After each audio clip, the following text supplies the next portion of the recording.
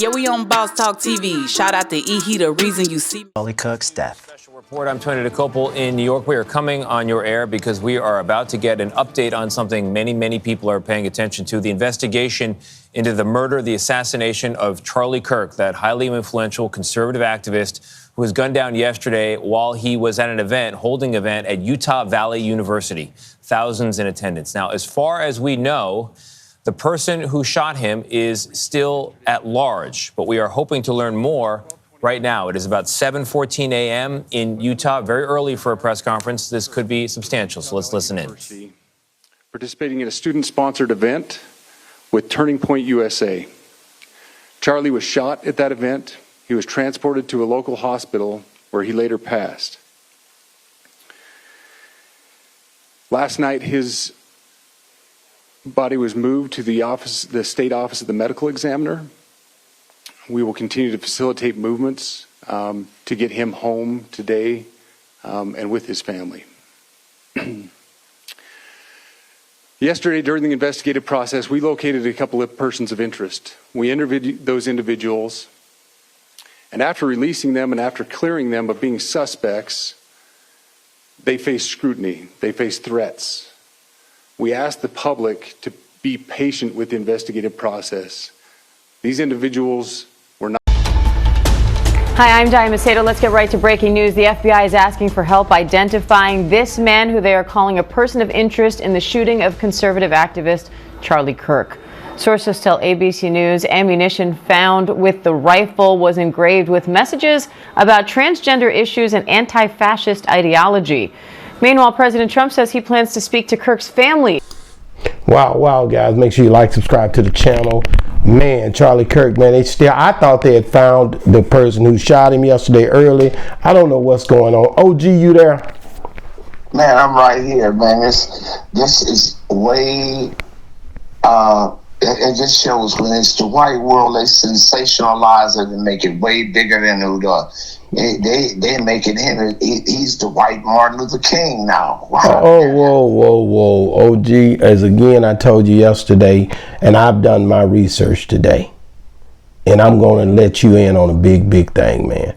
This guy was a family man.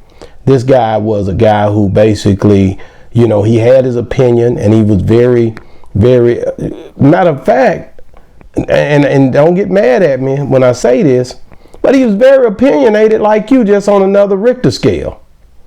He was on the other side of the spectrum on it, but a lot of the stuff that he was saying, he was fighting for the fact of how he felt about his people. He was fighting for to stop abortions, which I agree with, the LGBTQ committee, which I agree with, the 1964 voting rights, I agree with, and the assassination of Martin Luther King. I concur with all of his views, but he's not the one should have said it. Okay, you break that down to me. Well, you don't want him talking about it. It's something that's his opinion of making America great again and being non-inclusive. And we just showed a clip where him and this Aunt Jemima was. You're talking about Candace Owens is one of the girls who she voices her opinion a lot, just like him in the community. And so they were debating with this black girl that was a veteran, and she was explaining white privilege. And he tried to defend, what do you mean white privilege? What can I do that you can't do? And it's just like, it amazes me how blacks can not understand where we're second class, third class, or in the back of the bus in white America and what white privilege is. Now, he asked her the question, what can I do that you can't do? You've been to the military. Yeah, I served in the military. I wasn't the military. But every person that comes to America from Italy, from Korea, from China, from Germany, from Mexico, every one of them got a piece of land. Little Italy, Jewtown, Little Tijuana, Koreatown, Little Vietnam. Where is Negro Town? Out of 50 states, blacks haven't got one. So white America tries to defend the fact that, oh, well, you're in America. What part of America belongs to the black man who's fought and died for American rights and never got any of it? So that's my conflict with him talking about there's no white privilege. Well, when you think about him, though, being a younger generation, 31, he's looking at the fact of what the scale is for him and the people that he knows in his circle. He feels as if basically when he was making those statements that everybody has an opportunity. And I totally get where you're coming from as well. But I also understand coming from the scope and the spectrum that he looks from, being a younger person, a lot of times they're not on a level to even decipher the things that happened in the past on the level that you could, because you lived it. He wasn't there. Regardless, a black kid at 10 lived the experience. Right now, it's being confined as gang members, impoverished little people. And right now, a 10-year-old can understand white privilege. This white man, he's a high school dropout, a college dropout. He's just a mere mediocre white man that stood on a platform of white America in a racist continent and has a billion viewers and 4 million followers, subscribers. We wouldn't get. Oh, you talking about on the Charlie Kirk podcast? Charlie Kirk had a podcast. It was successful. It was one that he would go on and voice his opinion on different issues. He had different run-ins with different people, and he would come to that platform and state the way he felt about things, kind of the same way you state on here what you think about things. The only difference is he has a different type of following. No. The only difference is that he's white and we black. So what my opinion will get 7 people, his will get 7 million. Wow. So you don't agree with me that you're. OG, I'm not going to go there with you because I understand why. I do know that there is a biasness when it comes down to how these videos and how these things are being filtered. So don't start. So I'm not, but I am saying that the people that he have that's coming that's dealing with mainstream America, What's mainstream? Well, when I say mainstream, CNN, all these guys that he's dealing with in the platform that they're on, and the people that they cater to. Excuse me, what color are they? They're mostly, I say 85 to 90% people that don't look like us, Caucasians, you know. No, just say the word. Don't quit stamboing on me, bro. No, OG, I'm just trying to stay politically correct because I know how you are. You're going to take it there. This guy has lost his life, right? And I get it. He was a very, very debatable. He was a very, he loved to debate at different colleges. But it doesn't negate the fact that he's a guy who had kids and a wife and a family, and that he was trying to speak. He wasn't looking for violence, OG. He wasn't trying to represent nobody going out here doing nothing to nobody. I got one of the speeches where he said the immigrants need to be transported and done away with. So, do you realize how many black people have been killed? Sandra Bland, she didn't even get a chance to have any children. No, man, R.I.P. to Sandra Bland, man. That hurt me when that happened. So, So you ain't did nothing, so it didn't hurt you that bad. OG, see, you always think, what do you want me to do, OG? Like I want you girls to stand up. What you want me to ride down there to the police station where she was at and go down there and what do you want me to do? Take action? At least knock out the rear view mirror of the police car. OG, I talked about it back then. We didn't even, me and you, Bossar wasn't even around when that happened. But I did post it on my. Back then you couldn't do much. I posted on my Instagram. I voiced my opinion in comments and did a lot of stuff like that. But I didn't go down there, but it was a very tough thing, man, to see her get treated like that, and it really ticked me off. Even the Jasper, I remember the dragging of the Jasper in Jasper, Texas. Jasper, like all that stuff, man. It really does something to you when you see somebody. And wait a minute, it does something to you. Hold on. It really does something to you just to even see Charlie Kirk get killed. The same thing. If you're a person that loves humane and you don't like to see people go out like that, then you're going to be emotionally distraught by things that affect you emotionally, OG. You Negroes are so emotional and don't get the job done. What do you want us to do? You are so... What do you want us to do? Listen to you know, your Rainbow Coalition is humane. It's inhumane, the mass murders of black genocide, and white folks don't shed a tear about. So here's do we gotta be like them, OG? If the white people that you are referring to every white person not like that? Yes, they are. No, they not. Look, bro. If you don't protest it, you're as guilty as the one person doing it. OG, all I'm saying is on both ends, when Sandra Bland, George Floyd, when all of these people that went through with the Jasper Dragon, and the list go on so far, so many. But you gonna let me finish? All I'm trying to tell you is when Charlie Kirk gets killed, it's the same effect toward the people. That's all I'm saying. No, it's not. It's not the same effect.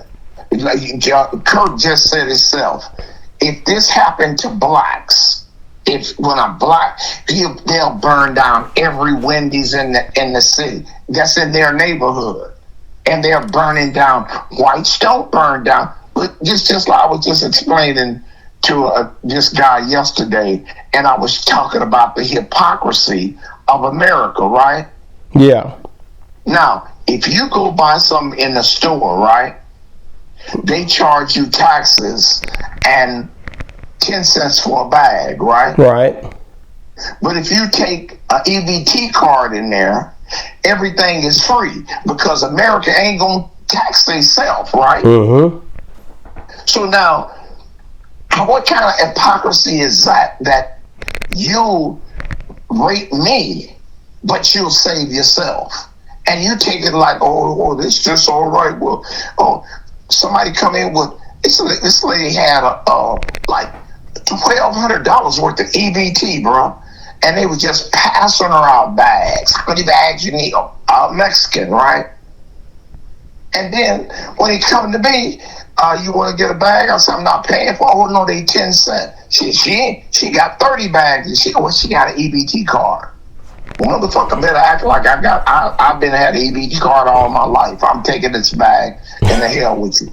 So I'm just saying, bro, when you talk about white privilege and you look about the things that and he jumped on the bandwagon with Donald Trump and he went the American way, and groves of white people coincided with that. They didn't all say it, but they was cheering for it. Well, you got to understand, and I'm glad you said that. In Utah, from what I'm gathering, 85% of the people that were out there they were with him. They wasn't there to debate him. A lot of those people followers of his. Yeah, a lot of them was followers of what he stood for, and they was just out there supporting him. Have you ever been to Utah? That's what I told you yesterday. No, I haven't been up there. Okay, yeah, well, let me tell you that 85% is white there, and they're Mormons, and they believe in Puritanism. So, yeah, no, you're speaking to a state that's pro-white America. But then why? How could this happen up there like that, then, OG? Because Malcolm says the chickens. Do you realize how beloved John Kennedy was? And he went against the grain and he got killed. So now you're trying to speculate like this uneducated white man. Oh, he speaks eloquently. He starts to sound just like a good little sissy. Wait a minute, OG. Wait a minute. What do you mean? I'm just saying, so the way hold is he got that little flair to him. No, he got a flair to him. He was a married man with kids, man. I don't want to hear that. We're not going to give him no little flair to him and all that. So, but you always have that one radical that ain't having it. And only white people will argue and hoop and holler, but they'll put a bullet in you right to that neck. Oh, gee, see, that was, I was so, it really was like, dang, like, man, another one, like another assassination, it's just tough to see how, we look crazy over here battling and warring against one another, man. We got to do better, man. We look crazy over here battling and warring against each other in this country, man. We all built it together. And I know everybody want to say they did this and they did that. I hate when everybody try to get in uproar against one another and all of you did it together. You all did it together. But you didn't do it willingly. Of course, our people were treated indifferent in a lot of the situation, most of it, but we still built it together, OG. Did you hear me? Boss Charles. Yeah, you hit the mute button?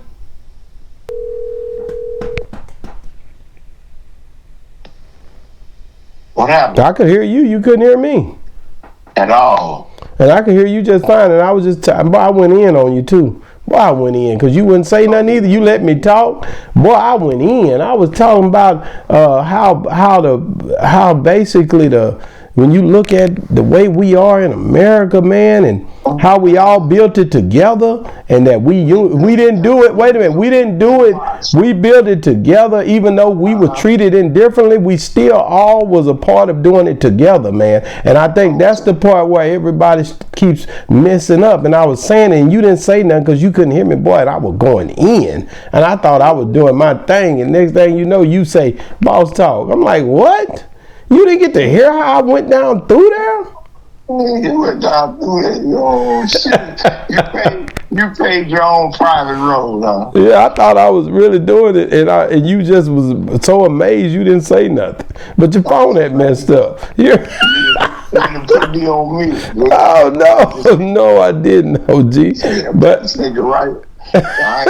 You ain't gonna hear shit I'm saying. I'm gonna say this shit. I'm gonna get away. We gonna end up listening. When he hear it, man, I wasn't agreeing to that little shit. It was too bad. OG, so when it comes, get back to Charlie Kirk, would it be a thing? Would it be a thing where? Do you think they'll ever catch the killer? I hope not. Wait a minute, OG. That's not. See, you say stuff like, well, you just answered me, so that's your opinion. You have the right to your opinion. But I mean, the guys they had an older white guy yesterday with a long gun out there, and they were holding the gun like they had him, and I thought for sure he was the guy. Then I seen another kid that they had caught, younger kid, and I thought for sure he was the guy. But these are all deterrents and deflections from this giving the guy more time to get away. Hey, that's white America. That's white on white crime. I ain't got a dog in that fight. I hope that man go on and next week shoot another one of them. Oh, no, G, you can't say that. That's not something you can say. Are you out of your mind? Isn't that called a serial killer? Yeah, but isn't this called can we all just get along? Rodney King said that. Can we all just get along? And you find out it didn't work out that well for him, huh? Well, I'm saying, he was trying, man. We got to do better is the slogan I'm putting on my shirts. That's the name of my shirts. Why do we always got to do better? When they gonna start doing better? Well, I just know that we got to do better. I'm going to be wearing that shirt. That's going to be my shirt. I'm going to put the American flag on there, and I'm going to put "We got to do better" on there. That's going to be the T-shirt going forward. We're going to start demanding that white America do better toward black people. We all got to do better, OG. No, we don't. We doing worse as we can do. It's nothing. It's only thing that we can. When you're at the bottom, the only thing you can do is come up. So we are so far at the bottom now, we can't do nothing but come up. So we're in desperation mode in 2025. Man, I mean, if that's the way you want to look at it. How you look at it? You doing okay? For you as an individual, yeah. But how are your people doing that you pass every day? OG is tough out here. These black girls with no morality, showing their backsides with all these false hair. They ain't wait a minute. Ain't nobody making them girls wear these dang bonnets and wear these long hair and all that. What are you talking about? They're making them do that. How? I see you so in the dark, bro. You need to come out to me. How are they making them do that, OG? I was just talking to reality TV yesterday, right? Shout out to reality TV. And reality TV, and we were discussing some of the things that we're discussing right now, and with the rationale. And I was explaining to her about the Honorable Elijah Muhammad was talking about subliminal seduction, right? How in the psychic you can show somebody something, and inside they can look at something else, and they'll do, and it shows where, like on a commercial, you see this scantily clad woman in a bikini with a Winston Goodyear tire, right? Right. What does this woman in a bikini got to do with a tire? And it says a subliminal seduction when your tire goes flat. When you look at this, when you think about the tire, you'll think about this blonde, blue-haired woman, and draws your attraction to that tire, to the Winston. That's the subliminal seduction. Children don't know anything about McDonald's. They can't even read, but they see the commercial, the Hamburglar, and the subliminal seduction when your kid says, "Mommy, hell, McDonald's." Like, where in the hell do you learn? But they watch the commercials. And I was saying that why in every movie that you watch, now I see all into black movies, they're all doing takeout, and every takeout is Chinese food, and they eat with chopsticks. What's the subliminal seduction? Why would America advocate chopsticks and Chinese food? Wow. Every movie you see, suspense, drama, every American is drinking, right? Right. Everybody got a cocktail. Everybody, so it shows for a mellow time, drinking is acceptable in America, right? Right. That's the subliminal seduction. So ain't nothing wrong with it. So over the years, you think it's okay because everybody do it. Tyler Perry, every movie, now every black movie. Before, black movies didn't have black people drinking alcohol. Wow, that is subliminal seduction. OG, I want to get back to Charlie Kirk, and I want to send out my deepest condolences to his family and to his friends and to Candace Owens. Wait a minute, let me say my part. I'm doing that. I don't care what you do. I'm telling you, I send out my deepest condolences to their families and stuff. And if it was no matter who it is, we all humans. And I'm not going to sit up here and continue to play the game of division to a point where I can't understand that this guy had a family. This guy maybe could have got it right, even if you felt bad about him. Somewhere down the line, he maybe gets it right and changes and be a better person and change the way you feel about those things that you may have disagreed with him on. At the end of the day, he's still a person who's a citizen. of America who pretty much was operating on American soil with his family, trying to figure things out. If he didn't agree with him, I get it. But guys, he had a podcast. He had his way of his views, and many people of color didn't agree with it. But I can say, hold on, I can say, man, thank you guys for watching Boss Talk 101. We're gonna close it down now. We're not gonna listen to OG. No, okay. I knew you weren't gonna let me close it out right. You made your sermon and let me say oh no, we don't want to hear yours, OG. I really hope and I pray that the shooters stay alive and stay safe and keep making America great again with those amazing shoots. And anybody that thought like Charlie Kirkland, remember that it does not stop with blacks getting killed. That now you see that Proud Boys in white America, you can see the same fate as Charlie Kirk did, because this is not gonna go well in America anymore. We're not having it. What? What are we not having, OG?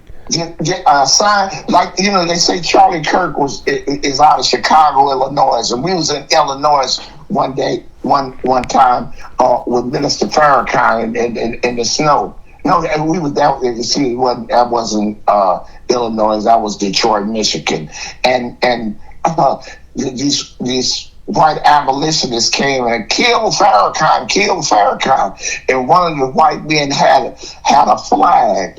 And when I read this flag, it's been my statement ever since I seen it. Now, I concur with this white man so much. You know what the flag said? What did it say, OG?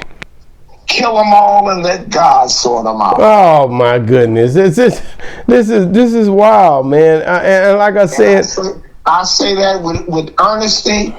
Kill them all and let God sort them out. I say, man, guys, make sure you like, subscribe to the channel, guys. Have a voice. I'm looking for a voice of reason, guys, in this terrible travesty that has happened in America, and we got to do better.